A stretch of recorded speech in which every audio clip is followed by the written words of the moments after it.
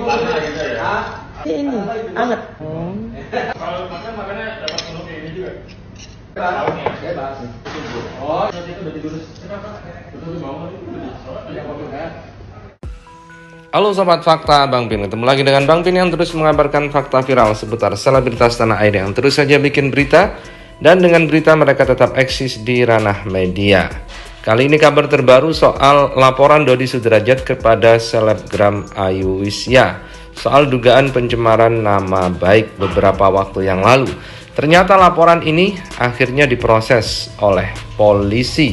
Tidak berhenti di tengah jalan seperti laporannya dari Tiara Marlene kepada Emma Waroka.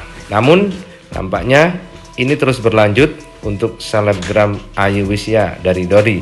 Dan kemarin Dodi diperiksa oleh kepolisian.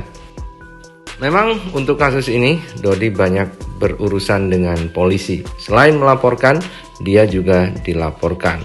Dodi juga dilaporkan oleh Gus dari Jawa Timur yang melaporkan juga atas dugaan pencemaran nama baik, dan Dodi juga sempat sudah dipanggil oleh kepolisian.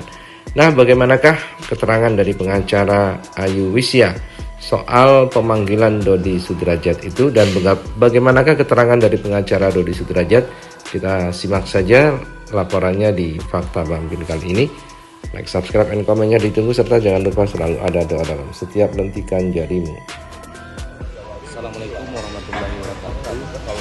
Tadi malam teman-teman pers mengkonfirmasi kepada saya selaku kuasa hukum Ayu Wisya terkait dengan laporan DS ke Polres Jakarta Pusat masih berkaitan dengan dugaan pencemaran nama baik dan dugaan penghinaan yang dilaporkan oleh DS dan berkaitan dengan konten Ayu Wisya yang sebelumnya sudah melayangkan 3 somasi. Nah, menanggapi terkait dengan laporan tersebut, yang mana sebelumnya kita mengetahui bahwa DS bersama dengan anaknya dan kuasa hukumnya sudah menyambangi Polda Metro Jaya, dan kemudian kita tidak melihat ada tanda terima laporan dan kemudian senyap begitu saja, dan sekarang kita dihebohkan lagi dengan laporan yang sama tapi di Polres Jakarta Pusat. Katanya laporannya sudah diterima oleh pihak Polres Jakarta Pusat. Menanggapi terkait dengan persoalan itu, tentu kami sebagai kuasa hukum, dan saya sudah juga berkoordinasi dengan Ayu Wisya, kami akan mengikuti proses hukum yang sudah dilaporkan oleh DS, dan kita akan mengikuti ya, jika ada undangan ataupun panggilan dari pihak kepolisian, tentu sebagai warga negara yang baik, dan saya selaku kuasa hukum daripada Ayu Wisya akan mendampingi dan mengawal terus dan mengikuti seluruh rangkaian proses yang akan bergulir. Dan yang ingin kita pastikan bahwa, sekali lagi saya tekankan, bahwa terkait dengan konten Ayu Wisya yang dipersoalkan, yang dituduh, yang dilaporkan oleh DS dan kuasa hukumnya terkait dengan dugaan pencemaran nama baik ataupun penghinaan, itu tidak bergantung kepada perasaan korban, karena klien saya tidak menyebutkan nama secara utuh. Ya, kalau ada kesamaan nama, cerita, tempat, itu bukanlah menyinggung DS. Oleh karena itu, sebagaimana yang saya sampaikan, jangan baper, ya.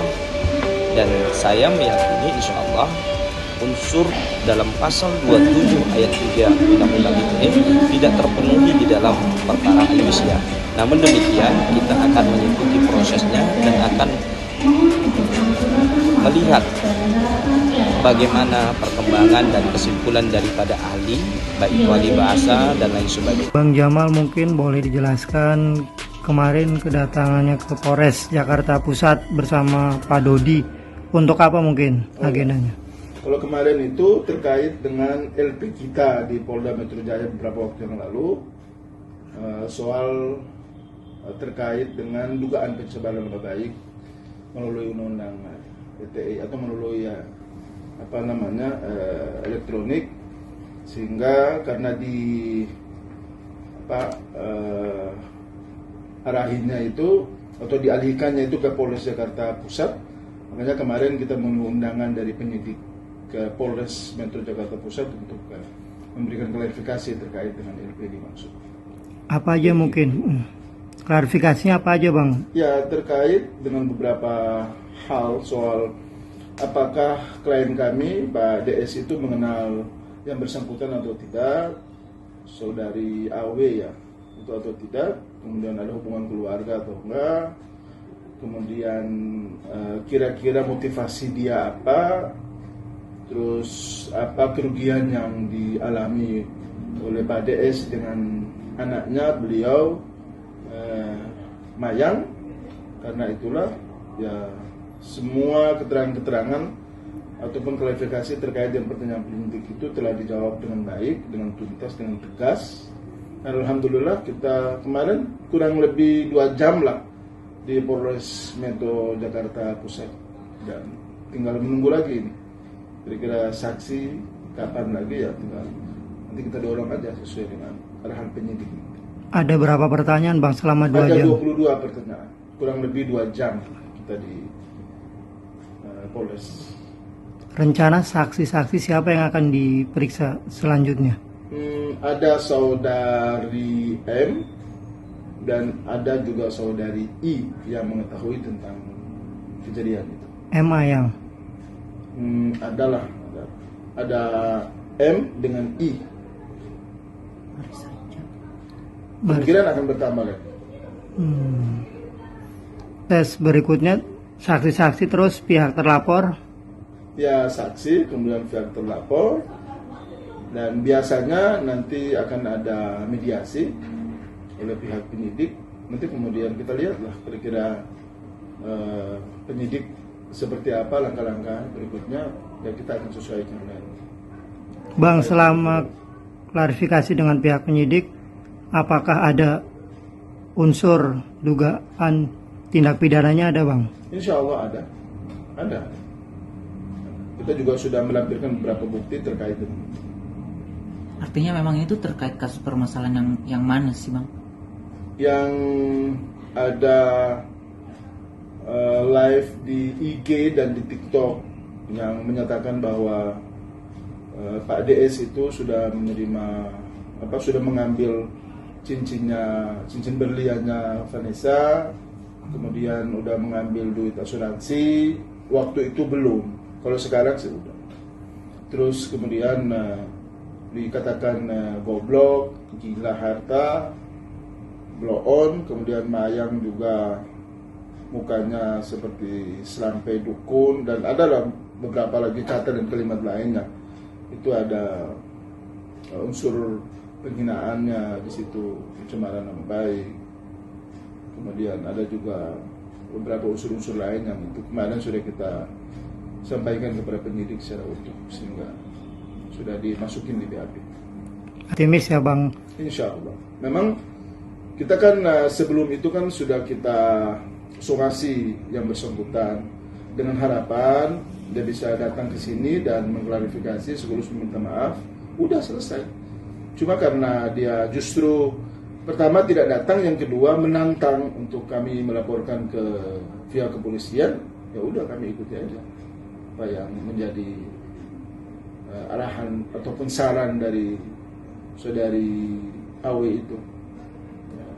Sampai saat ini belum ada mungkin komunikasi dengan... belum ada.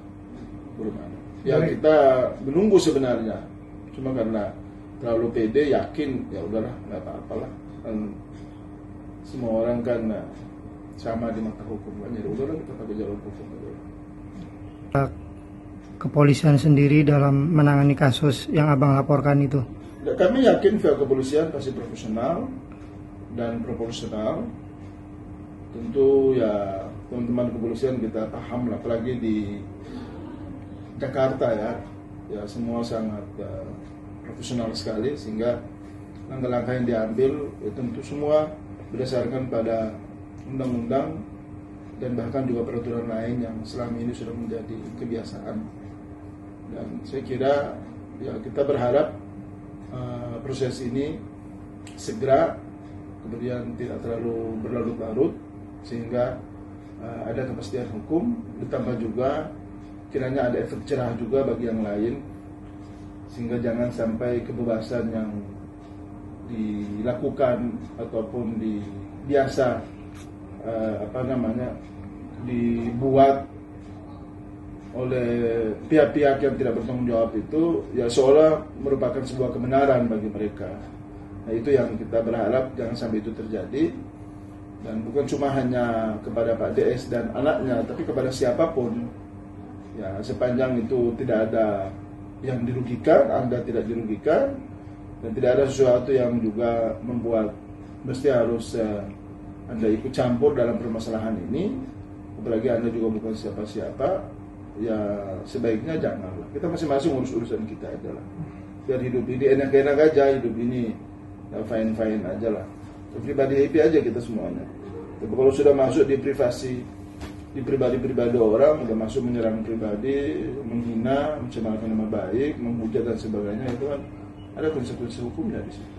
Karena itulah kita sangat menyayangkan sekali sudah ada pintu perdamaian yang kita buka, tapi yang tidak mau digunakan, ya apa boleh buat, dengan terpaksa kami harus melaporkan itu ke pihak polisi.